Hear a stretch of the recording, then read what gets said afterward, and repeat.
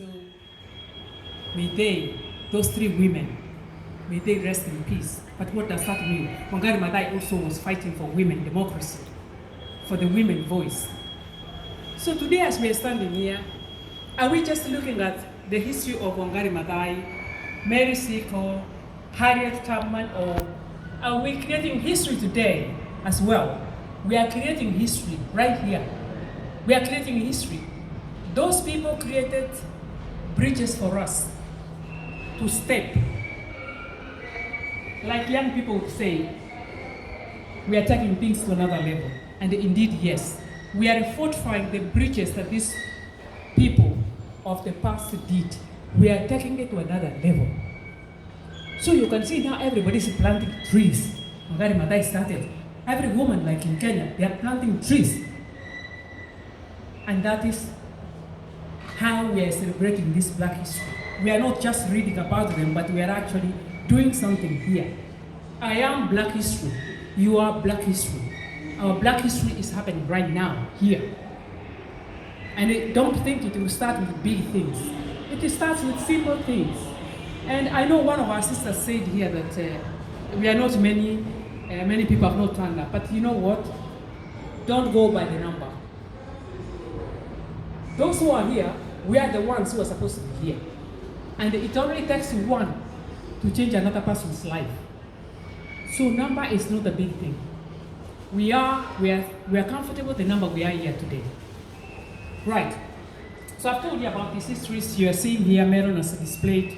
They have displayed the history, but I want to bring you to my history. I believe I've created history as well. I am Regina Williams, the first East African Black female politician in Great Britain. Right? Woo! And that history, like we are on Black history, this history is yours. Come on. This history is yours. This is Black history. It is yours. It's not mine alone. Ladies and gentlemen, I'm also Regina Williams, the author and the award-winning author of that book, Amazon bestseller, number 3 in the category of British political autobiography. The book says it is blessed struggle from my journey from extreme poverty, to professional and political success in Great Britain. I came to Great Britain coming to that 7 years ago. And when I stepped in this land, I was 3 months pregnant with only $50. I didn't know anybody, and you better take it. I didn't have a family, I didn't have a friend, I didn't have anything. I had been studying in North Africa, and my studies were disrupted by the Gulf War. And because I came from extreme poverty, I said that I would go to England and try to finish my education.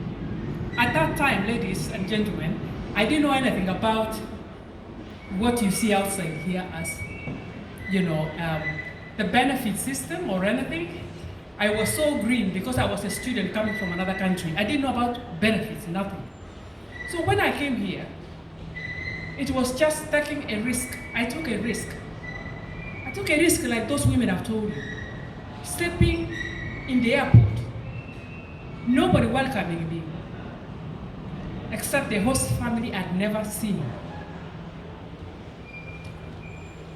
So you are traveling to a country, if you are working, for example, because I've worked in Europe as well as an expatriate, you are going to an hotel where you're going, so you throw your bags there and go to the bathroom and shower. No, I arrived here pregnant. That family didn't know I was pregnant. I didn't have anything, not even tights. Ladies and gentlemen, but I'm successful now, very successful. That's what I can say. I'm very successful. And that's why, even coming from my home today was not easy, but I said, there is nothing that is going to be easy. Just go, put your issues aside and go to this event this evening. So ladies and gentlemen, when I arrived here, with those $50 pregnant, I was rescued by a church, Caribbean church, West Indian. They supported me. I was almost on the streets. My baby was born. Still, I don't know anything about benefits because me, After coming here, I was thinking I would find charity organizations, they support me, even United Nations, I study, and I'm going back home. I wasn't thinking of coming to stay in this country. I didn't see anything good to stay here. My dream was get a job, go back home, save the nation back home. And I know as many of you might be immigrants, you are thinking, I will go there and get something quickly and go home. The only thing I can tell you, ladies and gentlemen, that maybe it is time to think that to a point, this is your home, this is where you're breathing and sleeping. Don't think so much of, I'm going back to Kenya, I'm going back to Peru, I'm going back to, I don't know, Ethiopia. Yes, we will go if the Lord allows us. But let us try to live where we are. Because to be honest, I never thought I would be here in Great Britain today. And guess what? We have had children in this country, but their roots are rooted here, they are born here. For us who came here, our children, we may think they are thinking of going back to Kenya or but their roots are here. So it might be a frustration. Let's be careful about that for the sake of our well-being. So, ladies and gentlemen, I did get the education that I came here for. I finally went to school and studied, but it wasn't easy. It was very difficult, including my accent.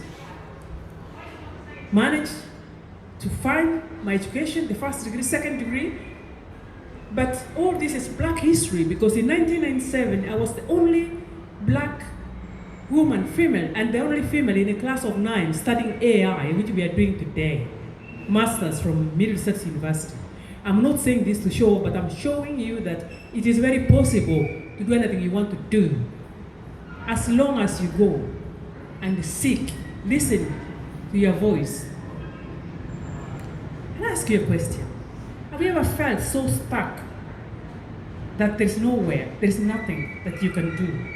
But a little voice inside you told you, no, you are standing, it is possible.